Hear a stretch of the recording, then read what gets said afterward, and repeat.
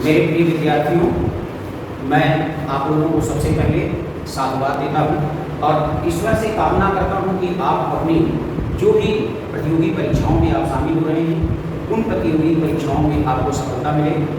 दूसरी बात यह है कि चूंकि इसके पहले मैंने स्वर पे वर्णमाला में स्वर पर चर्चा की थी और आज उसका दूसरा पार्ट जो व्यंजन है वह रह गया था।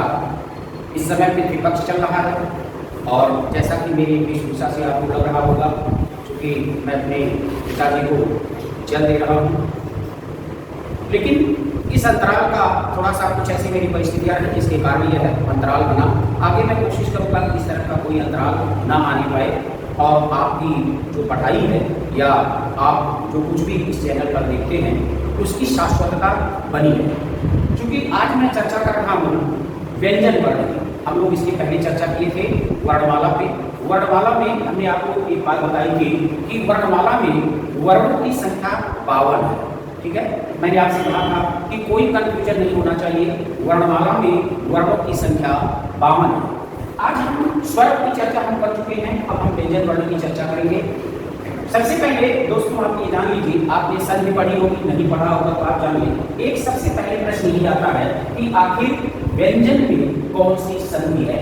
तो जैसा कि आप जानते हो व्यंजन में वी प्लस अंजन यानी इन दो शब्दों से मिलकर व्यंजन बना है और जैसा कि आप जानते हो या इसमें यह संधि है ई को यणज, ई के बाद यदि आ आए तो दोनों मिलकर यह हो जाता है। यानी व्यंजन में अगर आपसे पूछा जाए कि कौन सी संधि है तो आप बताओगे यह संधि है। एक चीज तो ये आपकी हो गई। दूसरी बात अगर यहाँ पे भी हम चर्चा करें कि संधि में कौन सी संधि है, आपने पढ़ा होगा, लोग पढ़ाते होंगे, आप भी पढ़ते होंगे, लेकिन संधि में अगर पूछा जाए आपसे कि कौन सी संधि है तो बेटा इसमें कौन सी संधि है, सम प्लस धी। यानी अगर इसकी बात करें तो ये भी आपकी व्यंजन संधि है। ठीक है, व्यंजन संधि है। सम माने क्या होता है, समान। सम माने समान रूप से और धी माने जोड़ना। जो जिन शब्दों को समान रूप से जोड़ा जाए या जो शब्द समान रूप से जुड़े उन्हीं को हम क्या करते हैं, संधि कहते हैं। इसके अलावा आज हम चर्चा कर रहे हैं व्यंजन वर्णों की। सबसे पहले मैं आपको बता दूं कि व्यंजन जो है, व्यंजन की अगर बात की जाए तो इसके आपके 6 भेद माने गए हैं। व्यंजन की अगर बात की जाए तो व्यंजन के बेटा 6 भेद माने गए। सबसे पहले और दूसरी बात आप एक चीज और जान लो कि व्यंजन क्या है, स्वर और व्यंजन में अंतर क्या है। शायद पीछे मैंने चर्चा की होगी। स्वर स्वतंत्र इकाई है और व्यंजन जो है यह है बिना स्वरों के उच्चारण के उच्चरित नहीं होते हैं। इसकी चर्चा मैंने आपसे की होगी पिछले वीडियो में। जैसे एक बार मैं बता दे रहा हूँ, जैसे का अगर आप लिखते हो तो का के बाद जो ध्वनि उच्चरित हो रही है वो आ है। का जब तक आ नहीं मिलेगा तब तक का पूर्ण नहीं होगा।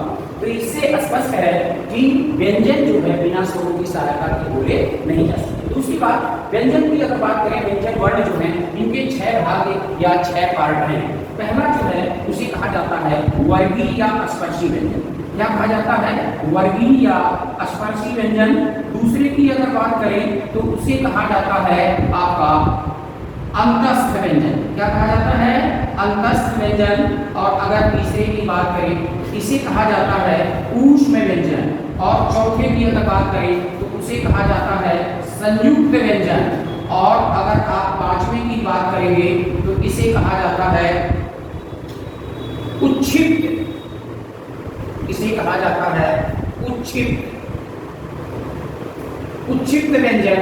और अगर हम अगले की बात करें छठे की, इसे कहा जाता है अनुनासिक या नासिक व्यंजन। इस प्रकार अगर आप देखें तो व्यंजनों का जो वर्गीकरण है वह आपके 6 पार्टों में किया गया है। व्यंजनों की बात की जाए तो व्यंजनों का जो वर्गीकरण है वह आपके 6 पार्टों में किया गया है। क्योंकि मैं इसे थोड़ा सा मिटाना चाहूंगा क्योंकि इससे स्थितियां जो है वो गड़बड़ होगी, आप कंफ्यूज होंगे कि इसमें क्या लिखा है और कैसे हम मूव करें। तो इसके लिए मैं इनको मिटा दे रहा हूँ। और दूसरा जो है आप इनके भागों की या इनके पार्टों की चर्चा मैं कर रहा हूँ। अब आप एक बार देखें, पहला मैंने आपको बताया कि व्यंजन का जो वर्गीकरण किया गया है उस व्यंजन का वर्गीकरण 6 भागों में किया गया है। पहले को कहते हैं वर्गीय या स्पर्शी व्यंजन, दूसरे को कहते हैं अंतस्थ व्यंजन, तीसरे को ऊष्म, चौथे को संयुक्त और पांचवे को उच्छेद, छठे को अनुनासिक या नासिकी व्यंजन कहते हैं।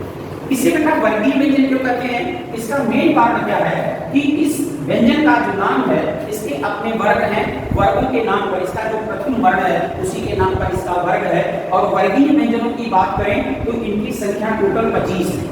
टोटल ये 25 माने जाते हैं। क्यों? क्योंकि 5 वर्ग है, क से लेकर और अम्मा तक ये पहला वर्ग है। दूसरा जो है वो आपका च से लेकर यहाँ तक है। तीसरा जो है ट से लेकर और ये आपका ड़ तक है। चौथा जो है वो त से लेकर न तक है और पांचवा जो है वो प से लेकर न तक। ये एक प्रत्येक वर्ग में 5-5 है, इसलिए ये टोटल संख्या इनकी वर्गीय व्यंजनों की 25 है। इन्हें स्पर्शी क्यों कहा जाता है? क्योंकि मुखेंद्रियों के स्पर्श से ये बोले जाती है, इसलिए इन्हें हम स्पर्शी व्यंजन कहते हैं। अब आप बात आई मुखेंद्रियां क्या है, तो मुख के अंदर जो आपकी इंद्रियां हैं उन्हीं को मुखेंद्रिय कहा जाता है। इनकी संख्या 6 है। कंठ, तालु, मूर्धा, दंत, कोष्ठ और जिह्वा।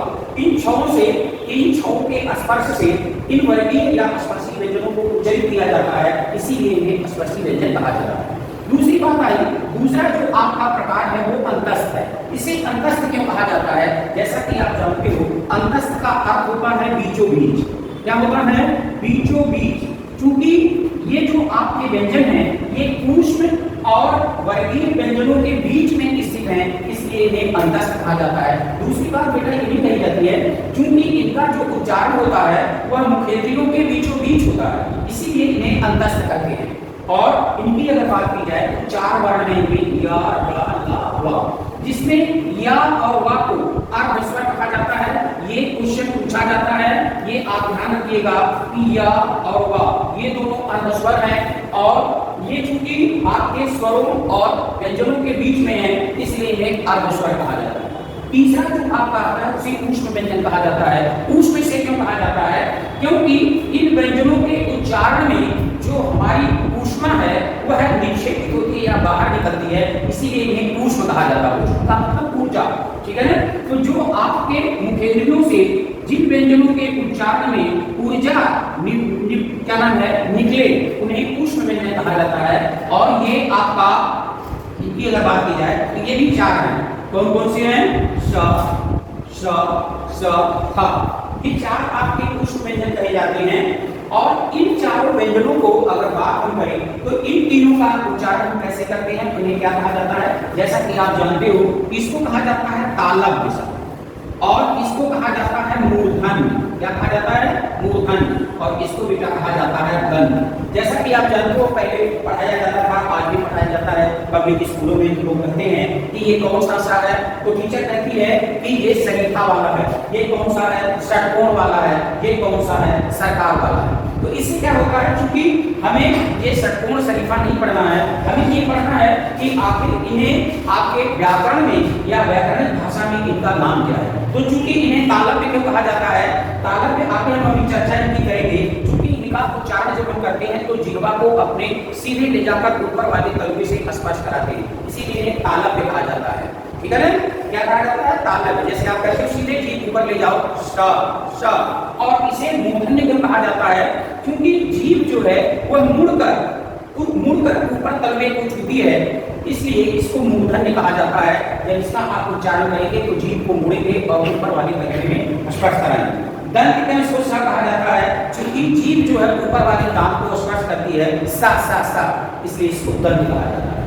अब बात आई अगले व्यंजन की, इसे संयुक्त व्यंजन को कहा जाता है। क्योंकि आप जानते हो 2 व्यंजनों के मिलने से इसका निर्माण होता है, इसलिए इसे संयुक्त व्यंजन कहा जाता है। और इससे क्वेश्चन भी पूछा जाता है। जैसे आपका पहला है क, अगर हम पहले की बात करें तो क प्लस ठ बराबर होता है छ, त और प्लस र बराबर होता है त्र, और ज प्लस या बराबर होता है ज्ञ, और श प्लस र बराबर होता है स।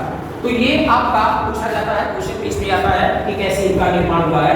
तो चूंकि 2 व्यंजनों से लेकर, जैसे आपने स्वर में पढ़ा होगा, स्वर में मैंने चर्चा की थी कि 2 स्वरों के मेल से संयुक्त स्वर बनते हैं, उसी तरह से 2 व्यंजनों के मेल से संयुक्त व्यंजन का निर्माण होता है। उच्छिष्ट व्यंजन, उच्छिष्ट का मतलब होता है बेटा फेंका हुआ। क्या होता है? फेंका हुआ। यानी इसे उच्चित और इसका दूसरा नाम है द्विगुण। क्या नाम बेटा? द्विगुण व्यंजन।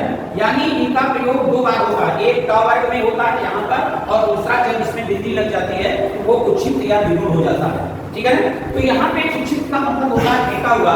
इसमें विशेष करके दो व्यंजन आते हैं, एक आपका द और ध, द और धा। इनके नीचे बिंदी लगी होती है, इन्हें उच्चित व्यंजन कहते हैं। और जब इनका उच्चारण करते हैं तो जीवा ऊपर जाती है, सीधे नीचे आती है। जैसे आप करते हो ड, आप उच्चारण करें ड, ऊपर छू के स्पर्श करके जीभ ताल को और सीधे नीचे आ जाती है ड ड। इसके अलावा अगर हम बात करें अनुनासिक या नासिक व्यंजन, तो आप चूंकि जानते हो कि इसमें 5 वर्ण, इनके जो अंतिम 5 वर्ण हैं, ये अगर आप इनकी चर्चा करोगे तो ये जो अंतिम 5 वर्ण हैं, इन्हीं को हम अनुनासिक, नासिक या पंचमाक्षर कहते हैं, क्योंकि ये प्रत्येक वर्ग के अंतिम अक्षर हैं, इसलिए हम ये पंचमाक्षर कहते हैं। अनुनासिक क्यों कहते हैं? अनु माने होता है बेटा अनुकरण, अनु माने क्या होता है? अनुकरण, और प्लस नासिक माने नाक, यानी जो नाक के अनुकरण द्वारा बोले जाएं उन्हें अनुनासिक कहते हैं, और संस्कृत में इनको हम नासिक के व्यंजन कहते हैं। जैसे आप देखिए अंगा, जब आप कहते हैं तो कंठ और नाक दोनों से इनका उच्चारण होता है अंगा ञा, ठीक है, इसलिए इनको हम अनुनासिक व्यंजन कहते हैं। ये हमारे व्यंजनों का प्रकार है और व्यंजनों के ये 6 भेद हैं। दूसरी बात अगर बात की जाए यहाँ पर, तो जैसा कि आप जानते हो अगर वर्गीय व्यंजनों की हम बात करें तो इसमें क्या क्या है आप सीधे जानते हो कि क से लेकर अंगा तक अगर कहा जाए तो इनका स्पर्श किससे होता है? अगर हम बात करें ये आपका वर्ग हो गया, और यहाँ पर अगर हम कर दें स्पर्श उच्चारण स्थान, तो उच्चारण स्थान में आप क्या करोगे कि क से अंगा तक की अगर बात करें तो इसको कहा जाता है कंठ। कंठ और कंठ में अंतर बताइए। ये आपका कंठ है और ये आपका कंठ है, दोनों में अंतर क्या है? कंठ जो है ये आपका तद्भव है, पूछा जाता है, और कंठ जो है ये तत्सम है। उसी तरह से दूसरा आपका जो वर्ग है च, इसको कहा जाता है ताल, कंठ ताल, इसको तालव्य भी कहते हैं। और तीसरा जो आपका है इसको कहा जाता है मूर्धा। क्या कहा जाता है? मूर्धा। और चौथा जो है इसे कहा जाता है गंध, और पांचवा जो है इसे कहा जाता है ओष्ठ्य। और वो बातें ओठ और होठ में अंतर बताओगे, होठ और ओठ दोनों में अंतर बताओगे कि ओठ, होठ और ओठ में क्या अंतर है। ठीक है, क्योंकि आप शब्द देख रहे हो ओष्ठ्य है, वो ओष्ठ नहीं लिखा है, क्या लिखा है? ओष्ठ है। इसका मतलब जो हिंदी का शब्द है वो ओठ है, ये उर्दू का शब्द है, जिसे आप ओठ कहते हो, ये उर्दू का शब्द है, हिंदी का ओठ है, और इसी यह ओठ आपका तद्भव है, और इसी का जो तत्सम है वो आपका ओष्ठ है। ठीक है, अब अगर इनकी हम बात करें तो जैसा कि आप जानते हो का से लेकर अंगा तक अगर इसकी आप चर्चा करोगे तो इन्हें कंठ कहते हैं। कंठ का मतलब क्या है कि इनका उच्चारण आप करो, देखो क, आप जब भी बोलोगे क ख, आपका ये कंठ चलेगा, क ख ग ग अंगा, हमेशा बेटा उच्चारण करके देखो। और च की अगर बात करोगे तो ये हमेशा इसको ताल क्यों कहते हैं कि जब भी इसका उच्चारण करते हैं तो हमारी जीवा हमारे ताल को स्पर्श करती है। आप देखिए च मतलब ताल, ये कंठ ताल, च दांत आपका जो है च छ, जैसे आप करोगे च छ, आप देखेंगे च छ ज झ। जब ट की बात करेंगे तो ट क्या है? इसको अगर इसकी बात करेंगे तो अपने आप जीवा ऊपर मुड़ के स्पर्श करती है। आप देखिए ट अपने आप आपको मुड़ने की जरूरत नहीं है, ट ठ ड ड। अब अगर इसकी बात करेंगे क वर्ग की तो ये दंत अपने आप जीवा दांत को ऊपर वाले दांत को स्पर्श करती है, त थ द ध। और जब इसकी आप बात करोगे पा मा की तो ये दोनों ओठों को स्पर्श करता है, पा दोनों चिपक जाते हैं, पा पा बा बा। और इसीलिए आजकल की जो महिलाएं हैं आपको बता दें वो अब अपने बच्चों का नाम पापा, अपने बच्चों का नाम पापा नहीं रखती हैं, वो बच्चों से पापा नहीं कहती, कहती है डैडी कहो। क्या कहो? डैडी। डैडी क्यों कहो? क्योंकि पापा कहने से बेटा लिपस्टिक पूरी जो है वो समाप्त हो जाती है, चाट लेती है, इसलिए जब डैडी कहेगी तो लिपस्टिक उनकी यानी सौंदर्य का जो प्रसारण है वो उसी तरह सुरक्षित रहेगा, इसलिए पापा की जगह का डैडी होता है। लेकिन यहाँ पर जो पा वर्ग है, पा वर्ग की अगर बात करें तो दोनों को हमारे आपस में चिपके हुए होते हैं, पा का बा का। ठीक, तो ये इनका उच्चारण स्थान है और ये वर्ग। एक चीज और आपको बताएं, भोलानाथ तिवारी की अगर आप बात करोगे भाषा विज्ञान की उन्होंने किताब लिखी है जिसमें उन्होंने 4 वर्णों को ही माना है, पांचवा जो वर्ण है इसको कंठ से उच्चारित होने वाला जो वर्ण उन्होंने माना वो 4 ही माना, और जो अंतिम वर्ण है इसको कंठ और नासिका से इसका उच्चारण चूंकि होता है, आप जानते हो अंगा, कंठ भी चलता है, नाक भी आती है, इसलिए भोलानाथ तिवारी कहते हैं कि वर्गीय व्यंजन जो आपके कंठ से उच्चारित होने वाले हैं वो क ख ग घ ये 4 भी हैं, अंगा को वो नहीं मानते हैं। तो यदि आप स्पष्ट कर लें, ज्यादातर किताबों में 5 को माना जाता है, लेकिन भोलानाथ तिवारी ने भाषा ज्ञान नहीं लिखा। दूसरी बात अगर हम यहाँ पे चर्चा करें तो इसी आधार पे, अब आपने यहाँ पे लिखा हुआ कि इसी आधार पे पुष्ट व्यंजन के जो 3 ये आपके वर्ण हैं, श, जैसे तालव्य इसको कहा गया, तालव्य श कहा जाता है, तो यहाँ पे देखिए जैसे च वर्ग का उच्चारण होगा सेम उसी तरह से श का होगा, जैसे ट वर्ग का उच्चारण होगा उसी तरह से मूर्धन्य का उच्चारण होगा, क्योंकि जैसे यहाँ पे मूर्धा वो मूर्धन्य, और जैसे ट वर्ग का उच्चारण होगा सेम उसी तरह से स का उच्चारण होगा। तो उच्चारण में विशेष करके क्योंकि हिंदी की सबसे बड़ी विडंबना है कि जो हम उच्चारित करते हैं, जो हम बोलते हैं उसी को हम लिखते हैं, तो हमेशा बेटा ये चीज आप ध्यान रखें कि उच्चारण जितना ही आपका शुद्ध होगा उतनी ही बेहतर आपकी हिंदी होगी। अब इसके अलावा ये आपके संयुक्त वर्ण है, संयुक्त वर्णों में भी पूछा जाता है, एक चीज और आप ध्यान में रखिएगा कि कुछ लोग एक ही वर्ण पर हलंत लगाते हैं, दूसरे वर्ण पर हलंत नहीं लगता है। अगर आप ऐसा करोगे तो आपका गलत हो जाएगा, हलंत दोनों वर्णों पर होगा और उससे इन वर्णों का निर्माण होगा। उच्छिष्ट की बात मैंने आपको बता दिया, द्विगुण एक बार यहाँ पर चूंकि का वर्ग में इसका प्रयोग होता है, दूसरी बार यहाँ होता है बिंदी लग करके। जैसे आप पढ़ना लिखते हो तो आप पढ़ना नहीं लिखोगे, आप पढ़ना नहीं लिखोगे, आप क्या लिखोगे? पढ़ना। तो ये चूंकि जब बिंदी लग गई तो इसका उच्चारण, इसका स्वरूप बदल गया, इसीलिए इसको द्विगुण कहा जाता है, जिसका प्रयोग 2 होंगे। बाकी जैसा कि आप अनुनासिक और नासिक की बात करते हैं, मैंने आपको बताया कि ये 5 जो आपके वर्ण हैं या वर्ग हैं, इन्हें हम अनुनासिक या नासिक के व्यंजन कहते हैं। बस यहीं पर मैं आप समाप्त करता हूँ आज का वीडियो। आगे भी हम चर्चा करेंगे घोष, अघोष, अल्पप्राण, महाप्राण। हमारी शुभकामना आपके साथ है और मैं अपनी वाणी को विराम देता हूँ। मां शारदे आपको